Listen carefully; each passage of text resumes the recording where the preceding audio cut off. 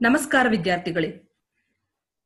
ಇಂದು ಅಂದ್ರೆ ಡಿಸೆಂಬರ್ 2ನೇ ತಾರೀಕು ರಾಷ್ಟ್ರೀಯ ಮಾಲಿನ್ಯ ನಿಯಂತ್ರಣ ದಿನ. ಪರಿಸರ ರಕ್ಷಣೆ ಮಾಡುವುದು ನಮ್ಮೆಲ್ಲರ ಜವಾಬ್ದಾರಿ.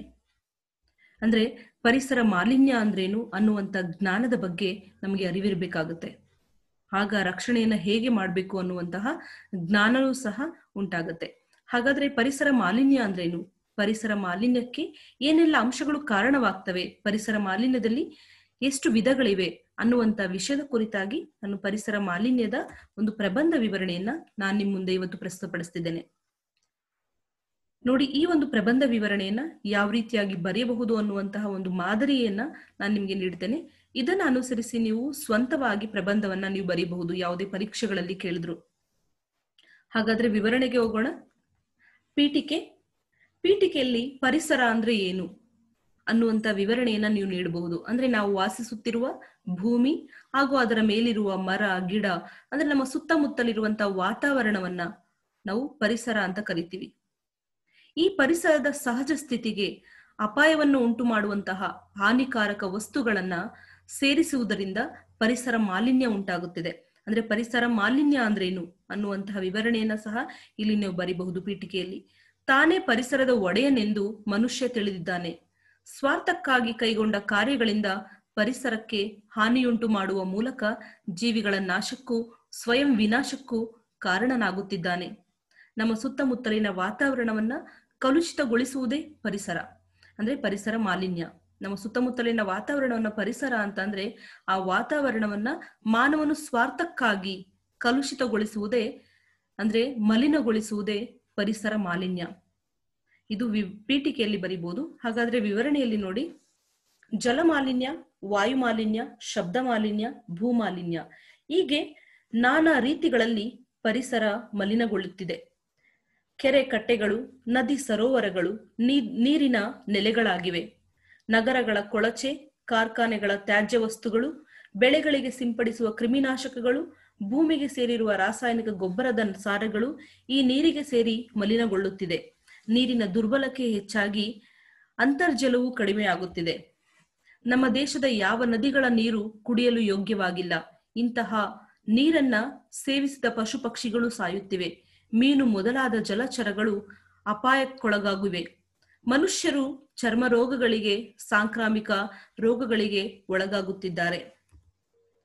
ಜಲಮಾಲಿನ್ಯದ ಕುರಿತಾಗಿ ಆ ರೀತಿಯಾಗಿ ಬರೀಬಹುದು. ಅಂದ್ರೆ ಜಲಮಾಲಿನ್ಯವನ್ನ ವಿವರಿಸ್ತಾ ನಾನು ಮುಂದೆನೂ ಸಹ ಹೇಗೆ ಜಲಮಾಲಿನ್ಯದ ಕುರಿತಾಗಿ ವಿಸ್ತಾರವಾಗಿ ಬರೀಬಹುದು ಅನ್ನೋದನ್ನ ತಿಳಿಸ್ಕೊಡ್ತೇನೆ. ಎರಡನೇದು ವಾಯು ಮಾಲಿನ್ಯ.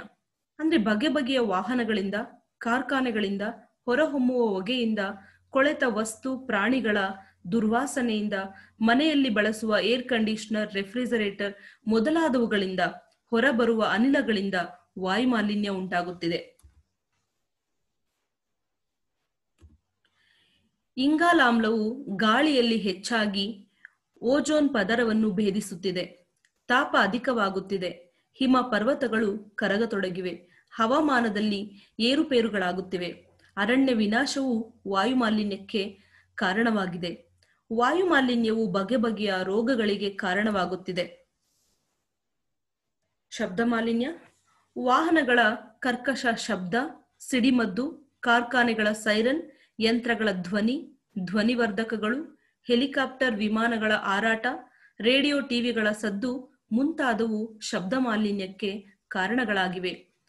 ಇದರಿಂದ ಕಿವುಡುತನ, ರಕ್ತದೊತ್ತಡ, ಹೃದ್ರೋಗ, ಮನೋವೈಕಲ್ಯ ಮುಂತಾದವು ಶಬ್ದ ಮಾಲಿನ್ಯದ ಪರಿಣಾಮಗಳಾಗಿವೆ.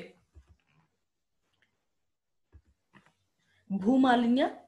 ಪ್ಲಾಸ್ಟಿಕ್ ಹಾಗೂ ತ್ಯಾಜ್ಯ ವಸ್ತುಗಳು, ರಾಸಾಯನಿಕ ಗೊಬ್ಬರಗಳು, ಕೀಟನಾಶಕಗಳು ಮೊದಲಾದವುಗಳಿಂದ ಭೂಮಾಲಿನ್ಯ ಉಂಟಾಗುತ್ತಿದೆ.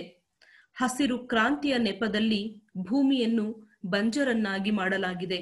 ಮಣ್ಣು ಸತ್ವವಿಹೀನವಾಗಿ ಕಲ್ಮಶಯುಕ್ತವಾಗಿದೆ.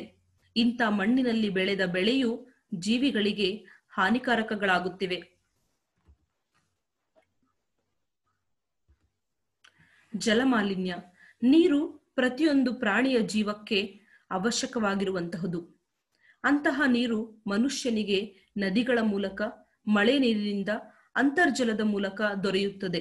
ನೀರನ್ನ ಜೀವಜಲ ಅಂತನೂ ಸಹ ಕರೀತಾರೆ.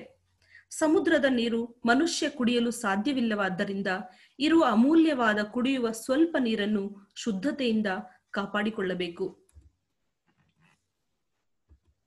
ಆದರೆ ಮನುಷ್ಯರು ಕಾರ್ಖಾನೆಯ ತ್ಯಾಜ್ಯ, ನಗರಗಳ ತ್ಯಾಜ್ಯವನ್ನ ನದಿಗೆ ಬಿಡುವ ಮೂಲಕ ಹಾಗೂ ನದಿಯ ಜಾಗವನ್ನು ಒತ್ತುವರಿ ಮಾಡಿಕೊಳ್ಳುವ ಮೂಲಕ ಜಲಮಾಲಿನ್ಯಕ್ಕೆ ಕಾರಣನಾಗಿದ್ದಾನೆ. ಅಂತರ್ಜಲ ಮಟ್ಟ ಕುಸಿಯುವುದರ ಜೊತೆಗೆ ಕಾಡುಗಳ ನಾಶದಿಂದಾಗಿ ಮಳೆಯ ಅಭಾವವು ತಲೆದೋರಿ ಮುಂದೊಮ್ಮೆ ಜಲಕ್ಷಾಮವನ್ನು ಎದುರಿಸಬೇಕಾಗುತ್ತದೆ.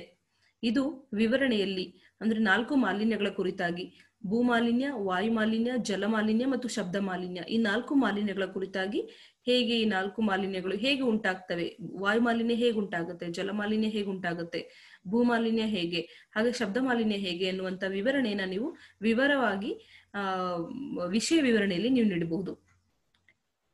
ಹಾಗಾದ್ರೆ ಉಪಸಂಹಾರದಲ್ಲಿ ನೋಡಿ, ಜಲಾಶಯಗಳಿಗೆ ಕೊಳೆ ಸೇರಿದಂತೆ ಅಂದ್ರೆ ಜಲಾಶಯಗಳಿಗೆ ಕೊಳೆ ಸೇರದಂತೆ ಎಚ್ಚರ ವಹಿಸಬೇಕು. ಹಾನಿಕಾರಕ ಇಂಧನಗಳ ಬಳಕೆ, ವಾಹನಗಳ ಬಳಕೆ ಕಡಿಮೆ ಮಾಡಬೇಕು. ಕಾರ್ಖಾನೆಗಳ ಕೊಳೆ ಹೊಗೆಯನ್ನು ಶುದ್ಧೀಕರಿಸಿ ಹೊರಗೆ ಬಿಡಬೇಕು. ಕಾಡುಗಳನ್ನು ಬೆಳೆಸಬೇಕು. ಅಂತರ್ಜಲದ ಬಳಕೆಯನ್ನು ಕಡಿತಗೊಳಿಸಬೇಕು. ಮನುಷ್ಯ ಎಚ್ಚೆತ್ತು ಪರಿಸರ ಮಾಲಿನ್ಯವನ್ನು ತಡೆಗಟ್ಟುವ ಕ್ರಮಗಳನ್ನು ಕೈಗೊಳ್ಳಬೇಕು. ಆ ಮೂಲಕ ತಾನು ಬದುಕಿ ಪರಿಸರದಲ್ಲಿರುವ ಜೀವಿಗಳನ್ನು ಉಳಿಯುವಂತೆ ಮಾಡಬಹುದು. ಪರಿಸರ ರಕ್ಷಣೆಯೇ ಜೀವಿಗಳ ರಕ್ಷಣೆ. ಪರಿಸರ ಮಾಲಿನ್ಯ ವಿಶ್ವ ವಿನಾಶದ ಮೂಲ. ಜೀವಿಗಳ ಅಳಿವು ಅಥವಾ ಉಳಿವು ಈ ಆಯ್ಕೆ ಮನುಷ್ಯನ ಮುಂದಿದೆ. ಪರಿಸರ ರಕ್ಷಣೆ ನಮ್ಮೆಲ್ಲರ ಜವಾಬ್ದಾರಿ. ಹಾಗಾಗಿ ಮನೆಗೊಂದು ಗಿಡವನ್ನು ನೆಟ್ಟಿ ಮಾಲಿನ್ಯವನ್ನ ಕಡಿಮೆ ಮಾಡುವಂತಹ ಜವಾಬ್ದಾರಿಯುತ ಕಾರ್ಯವನ್ನ ನಾವೆಲ್ಲರೂ ಕೈಗೊಳ್ಳುವಂತ ಒಂದು ಶಪಥವನ್ನ ಮಾಡೋಣ. ಗಿಡ ಮರಗಳನ್ನ ಬೆಳೆಸಿ ಪರಿಸರವನ್ನ ಉಳಿಸಿ. ಇದು ಪರಿಸರ ಮಾಲಿನ್ಯಕ್ಕೆ ಸಂಬಂಧಪಟ್ಟಂತೆ ಇರುವ ಒಂದು ವಿವರಣೆ. ಈ ವಿವರಣೆಯನ್ನ ನೀವು ಅನುಸರಿಸಿ ಒಂದು ಉದಾಹರಣೆಯನ್ನಾಗಿ ತೆಗೆದುಕೊಂಡು ನಿಮ್ಮ ಸ್ವಂತವಾಗಿ ಪರಿಸರ ಮಾಲಿನ್ಯದ ಕುರಿತು ನಿಮ್ಮ ಅನುಭವಕ್ಕೆ ತಕ್ಕಂತೆ ನೀವೇ ಸ್ವಂತವಾಗಿ ಬರೆಯುವಂತ ಪ್ರಯತ್ನವನ್ನ ನೀವು ಮಾಡಬಹುದು. ಧನ್ಯವಾದಗಳು ವಿದ್ಯಾರ್ಥಿಗಳೇ.